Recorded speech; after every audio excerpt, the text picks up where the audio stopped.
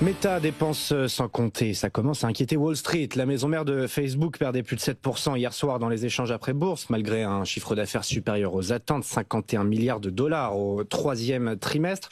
Il y a quand même une charge fiscale exceptionnelle qui plombe les bénéfices et surtout, Anthony Morel, des craintes autour de ces investissements massifs dans l'IA. Oui, c'est-à-dire que dans la course effrénée à l'IA générative, le moins qu'on puisse dire, c'est que Mark Zuckerberg, il regarde pas à la dépense et ça commence à rendre les marchés un petit peu fébriles.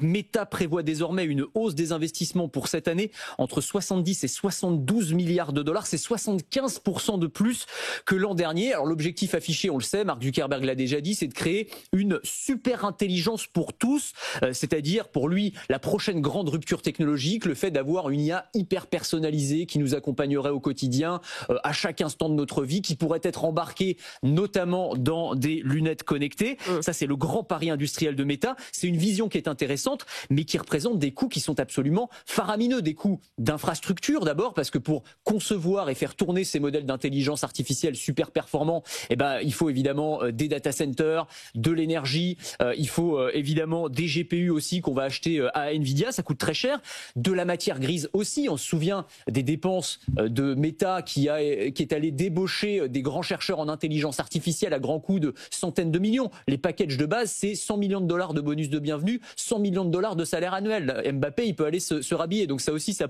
pèse évidemment sur les comptes. Et puis il y a de la R&D, on parlait de lunettes connectées.